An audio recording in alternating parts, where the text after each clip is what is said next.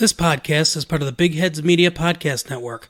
Go to bigheadsmedia.com for more great podcasts. Hello, Cardinal Nation. Welcome to the second episode of the Cardinals Unrestricted podcast. This is your host, Christian May-Suzuki, and we are going to go into all the little things with the St. Louis Cardinals. I think this week, a good place to start is the reactions to the last few games. It's been pretty strong, of course, and I can kind of see why, but between the uproar from everybody and the cries to stay calm, I think the truth, like many things, tends to sit in the middle. I don't think that 9 games in is a particularly great time to panic, but I also feel like at the same time there are things that we need to take a look at. There are certainly issues that need to be addressed moving forward, and to ignore that is to essentially doom the team. One of the things that has been a concern has been the batting lineup and the performance of some of the players. Tyler O'Neill is one that's not particularly talked about as much, but one I'd like to start with. He's been on the disabled list, which has seen guys like Justin Williams play more, guys like Nogowski get a chance, which is good. It's all good. But when O'Neill gets back and he starts to struggle or his numbers don't go up right away, people are going to start calling for his benching. And what's going to happen is that he's never going to get a chance to get a groove on. He's never going to get a chance to really show that he can play the game of baseball. And he'll get dumped off, traded, etc. before he could really show that he's the man or his true capabilities as a baseball player. The reason that I'm not particularly worried about O'Neill moving forward, even though he has a 0 to 14 walks to Ks ratio this year, is his makeup or the way that he's hitting balls is completely opposite from what he usually does, and which makes me believe it's unsustainable. The poor side, for sure, seems very unsustainable. He slugs .529 versus the fastball sinker changeup package, and is only around 200s, really bad in the slugging percentage against breaking balls. This year, that trend is sort of reversed. He slugging 158 against fastballs and 714 against breaking balls, which just doesn't seem like it's going to last very long. So the question is where that evens out.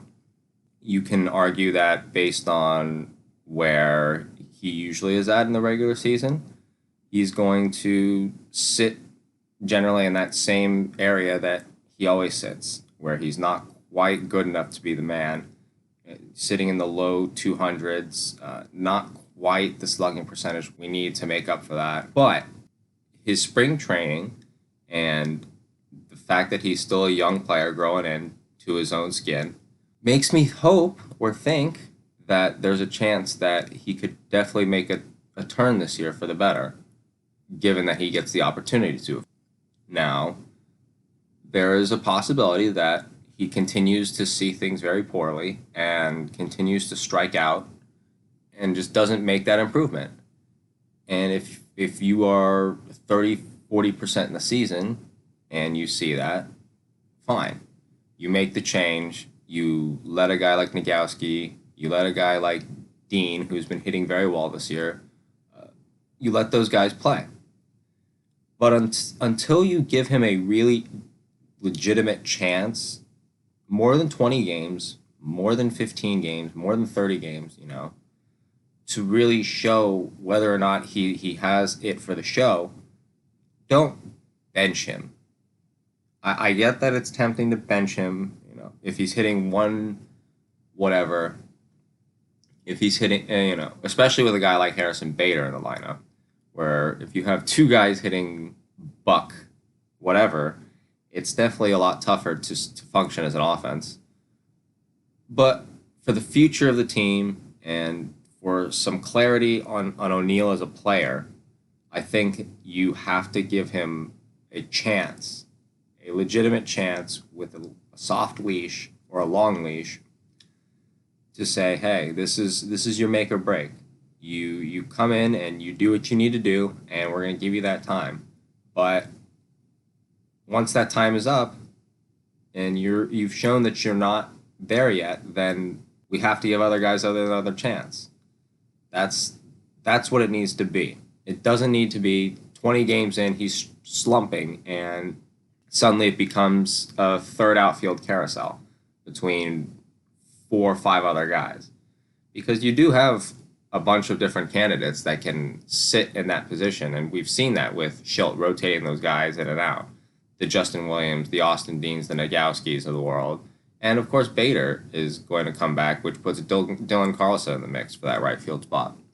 But for left field, O'Neill should really be secure, or they should allow him to be secure so that he doesn't have to worry as a young player with someone breathing down his neck. Because at the end of the day, he is still a young kid, and he still hasn't really been given a legitimate opportunity to develop and to show what he can do, especially given the spring that he had. So, with spring not mattering as much, it still has some merit in determining how a player might perform. I mean, look at Steven Matz. Dude hasn't shown any life on the Mets. He goes to another team, has a good spring, and now he looks like he's a renewed player. And, could that be the same thing for O'Neill? I mean, it really hasn't translated the same way at first, but the sample size is still pretty small. 14 Ks and a 40% ratio is pretty ridiculous, and it's still not good. But there are subtle improvements there, and it's shown in the fact that he's been able to see the breaking balls a little bit better, and that he's worked on focusing on breaking balls a little bit more, unlike a certain other outfielder that still flails away. But that's a topic for a different time. The next thing, with O'Neill out of the way, is some of the interesting batting lineups that we've seen, the orders, the personnel, and just the fact that all of that doesn't seem to really be working. I get that you're trying to shake up the lineup, but it seems that Mike Shildt is doing it in all the wrong ways. You have Matt Carpenter at 2. Does that not sound ridiculous to anybody else? I mean, I get the fact that he's a good player, or was a good player. He's a smart hitter in that he can still see the ball well, and he can still draw walks as he's shown. But, dude, Mike, you gotta give the players who actually can hit the ball a chance higher in the lineup. And over the last few years, with the reduced bat speed and an inability to adjust to a shift that's been used against him essentially every single at bat that he goes up, it's been tough for him to really adjust, and he's not a number 2 hitter anymore. Some would argue he's not even a major league hitter anymore. So to not only play him over all these young players that need time to show themselves and to adjust in the big leagues, or to even prove themselves that they're ready for the big leagues, and you put Matt Carpenter at the 2 spot, it's just remarkable that was even considered as an idea. That's something that's obviously not going to work again, and therefore you're uprooting an entire lineup's stability and their comfort in their particular spot in the order for just this musical chairs of let's plug and play and see what works here. I get, you're experimenting early in the season, but there's experimenting and there's doing the nonsense that you're doing. It's putting Yachty at 4, putting Carpenter at 2, refusing to switch Arenado and Goldschmidt. These little things, they're just so confusing. And it the idea that Carlson is unproven with how poorly everyone else has been doing in general over the past couple of seasons is kind of ridiculous. I mean, if we're really thinking about it, no one on this team is proven outside of Arenado, Goldschmidt, and Yadier Molina. So what's the holdup here? What are we doing? Why is Dylan Carlson not moving up in the lineup? Why is Yadi? I get that he's hitting well, but why is Yadi being pressured at 4? The dude has done well at 6, 7 for quite some time, and we have the guy in Carlson to hit 4. And if you're not comfortable with that, then move Arenado and Goldie down, because Paul DeJong is not a cleanup hitter. He's not a good protection for Nolan Arenado. And I think that's the bigger problem. People are talking about how he's not a 4-hitter. He's protecting Nolan Arenado, and Nolan Arenado is going to get walked a great deal to face Paul DeJong this year if it continues.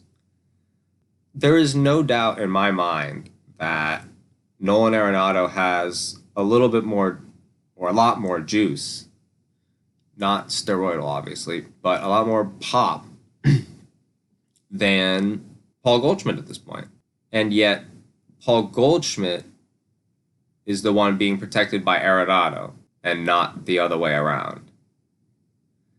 And it's just those little things, like I mentioned last time, those little things just being done to put a certain guy at 2 to get 10 more at-bats every 100 games. It's just ridiculous. And I get that that's sort of the time that people are doing at this point. That's the trend, and that's the advanced stat or the metrics.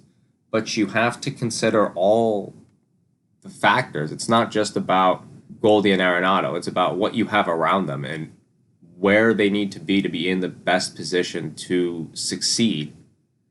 And having Paul DeJong protect you is not the place where you're in the best position to succeed. It just isn't.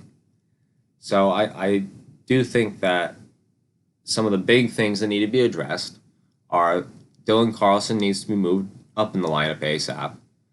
As a young guy, he needs to be given a lot of at-bats, and it's not just about 10 at-bats per 100 when you're moving from 8 to 2, That's where the situation is a little bit different. Or when you're moving from 8 to 5 or 8 to 4, like perhaps Carlson should be at this point based on what we're seeing in the lineup. But it's just not sustainable to continue to swap things the way they are while leaving some of the most flawed parts of the lineup completely static. So it's on Shildt to figure that out. And if he doesn't figure that out, then I think the discourse on him is going to turn really, really fast. I think that's another interesting thing to talk about, actually, is the discourse on Mike Shildt since his hiring. He's obviously won Manager of the Year, which is a great feat. But do I really think that a guy like that deserved it at that point? I think there's a little bit more of a debate than Cardinal fans are willing to admit. I think that a lot of what Mike Shildt is cemented in the fact that Cardinal fans have been so sick and tired of Mike Matheny for so long, and some of the ridiculous things that he did and the nature of which he managed and the way he lost the entire locker room and the way that he just destroyed bullpen arms, guys like Matt Bowman's, and just completely mishandled pitchers. It part of it is the fact that Mike Shildt is just better than Mike Matheny. That's the reason that he has gotten so much love and so much adoration from fans, until now at least. I think that people were so sick and tired of Matheny, that they just adored Shildt, even though he might not have been this messiah that he is being portrayed to be. Time will tell how the discourse changes, but I've always seen plenty of flaws in the way that Shildt is managed. I've, he hasn't been particularly great in the way that he's handled bullpen situations, and now the batting lineup is just completely in shambles at this point. I don't even know how to say it. There has to be some sort of steadiness here. He's so stuck in these particular ideas that I personally don't think work. And look, I guess it sounds arrogant on my end to say that I think I know more than an MLB manager at this point. But the proof is in the pudding. It really is. The proof is in the pudding. And right now, the pudding is not tasting too good for the St. Louis Cardinals. It really isn't. Moving from the offensive end is the defensive end, and a tale of two staves, I guess you'd call them. So with the rotation, you have an uproar from St. Louis Cardinals fans. There are a couple of guys that haven't really had the greatest starts, but freaking out over Ponce after one bad start, freaking out about Gant after one bad appearance, it's just, again, like I said last week with Flaherty, we just need to pump the brakes a little bit here. Now, I will admit that, sure, Ponce is a guy who you really put in the back. He's a fifth pitcher and not much more than that. He is what he is, and he's very good for what he is. But he's a guy with a very, very low ceiling. It's just an unfortunate reality. I mean, the reason that you go through an outing pitching 90% fastballs with a fastball that isn't blazing hot is because you just don't have the breaking stuff or the grip on the breaking stuff to really apply it. And, unfortunately, that's kind of the issue with Ponce here. So that kind of thing, fastballs without the blazing velocity or some sort of insane movement like a Greg Maddux, you're just not going to last. People are going to see that. These are baseball players who see that kind of thing all the time. It's not that difficult to recreate, and it's not that difficult to simulate either. So at some point, a guy like that is going to get hit hard. He has been very serviceable, all things considered. So if you put him in the back, and I think I mentioned this on Twitter, if you go to our Twitter at STL Unrestricted, is that it might be good to start Ponce as the fifth starter in the beginning of the season and then transition him into an opener's role later on. I think that he is serviceable to an extent, and he sort of juices out at the end of the season because of the way that I don't know if it's the way that he pitches, his body, or whatever the case may be, but he just sort of wears out after a certain period of time. And I think that in order to offset some of the poor starts, especially toward the end of the year, that we can possibly see from him, it might be interesting to consider him as an opener after the All-Star break, just to see how things progress with him, see how he fits at the end, and if he looks good and he can go longer and he can continue to eat up innings for the bullpen, then let him go. But especially in these bigger games, we don't need to push him any farther than his ability needs him to be pushed. At the end of the day, he is what he is, and we shouldn't put the pressure on him and rely on him for more than what he is. Speaking of which, Carlos Martinez has had two interesting starts this year. One a blow-up and one not so much a blow-up, but not something that particularly is impressive or, quite frankly, comforting. So he's got to show me something, or I'm not convinced that he is the guy. I'm not going to harp on this too long because I said it plenty last week, but I really need to see something from him soon, or this is just going to be a colossal waste of time and he needs to be moved down in the rotation. Unfortunately, we don't really have the pieces at the moment to do that because, in part, one of the occupying spots in the rotation is Adam Wainwright. And I love Wainwright. He's one of my favorite pitchers ever. He inspired me to love the 12-6. I try to use it in every MLB The Show game that I get. I still remember vividly watching that final pitch that he threw against Dinge. And that final pitch against Beltran. Man. But Father Time is undefeated. And as good as he looked last year, as good as he said he feels, results are results. And we're seeing all these older pitchers, the Madison Bumgarners of the world and the Adam Wainwrights are sort of the two big guys.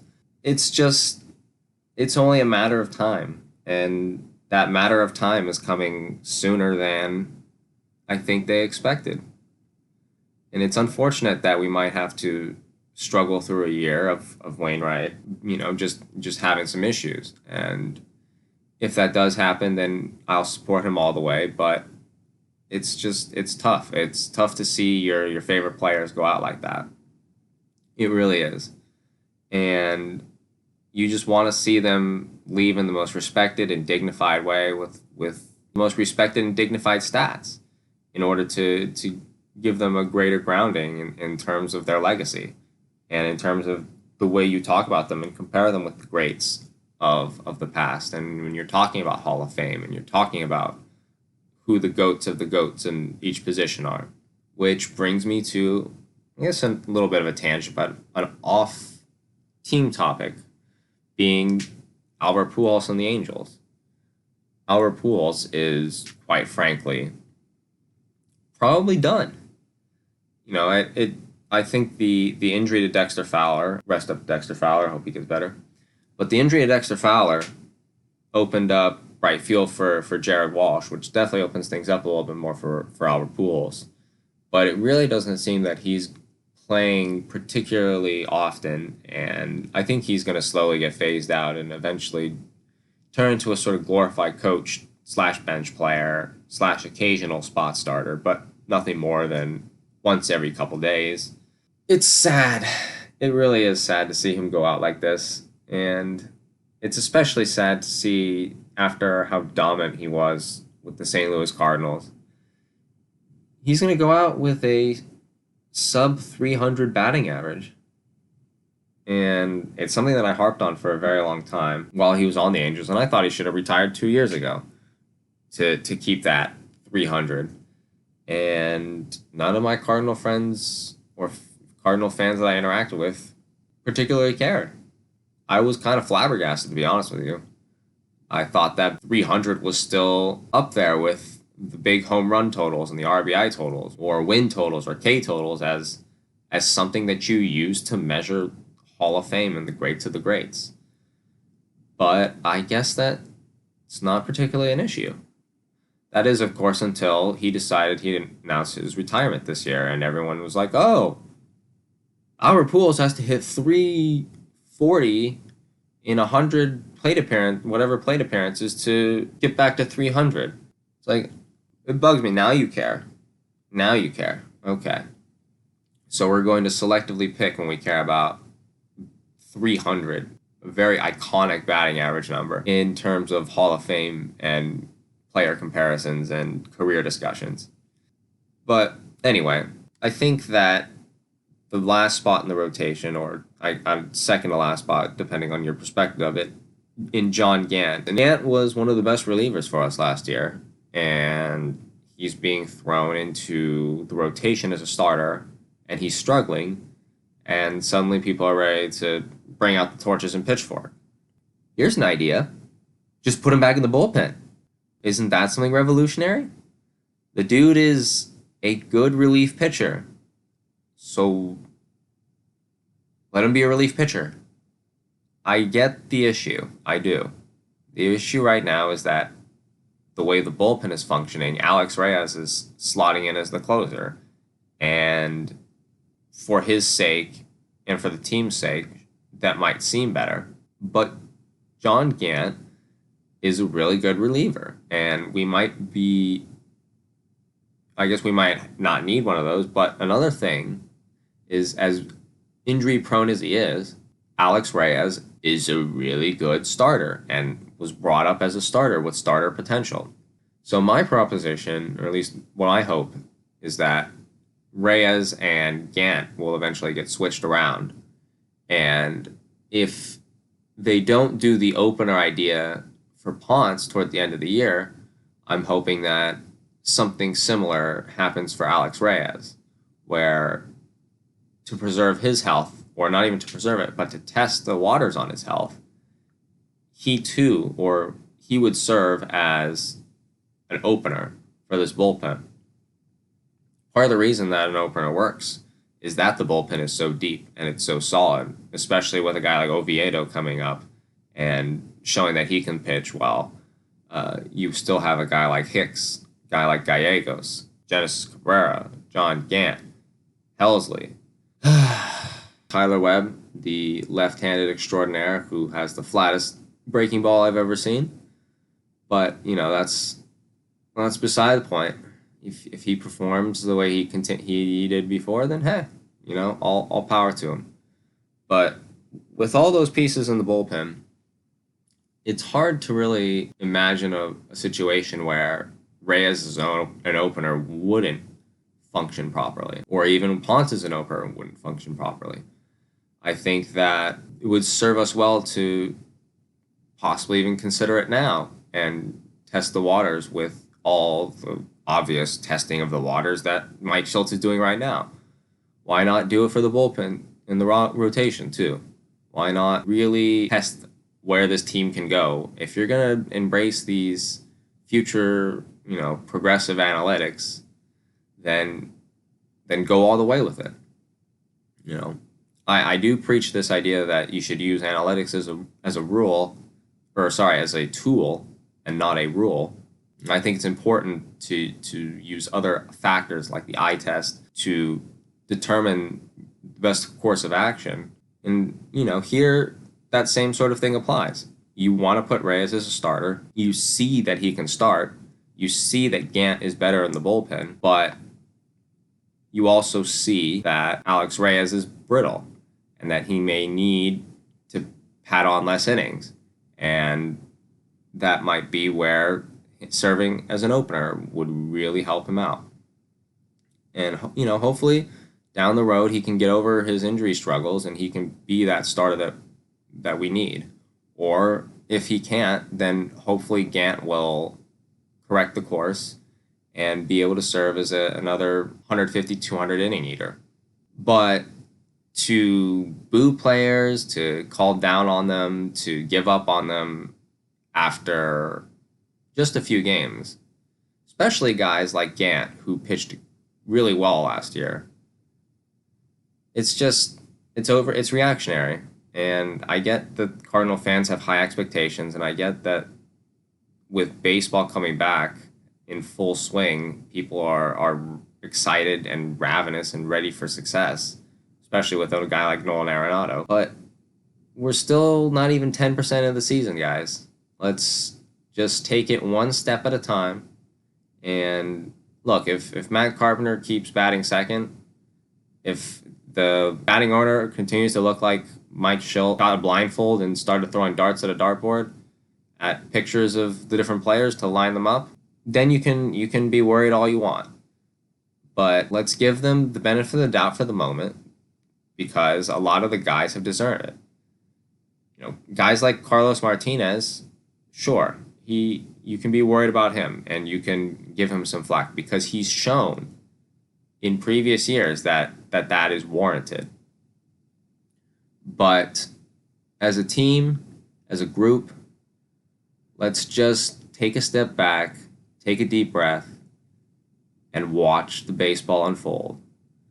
Because at the end of the day, like many things in life, like many arguments and many different controversies, most of the time, the truth lies somewhere solely in the middle.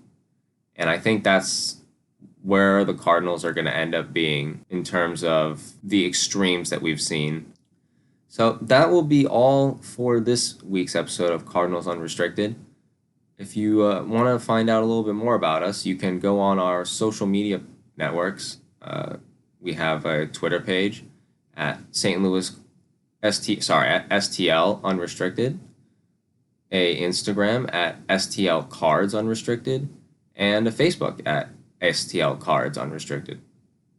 I'd like to thank you guys for listening, and we will be back next week to continue to talk about the upcoming series and taking a look back at the previous one.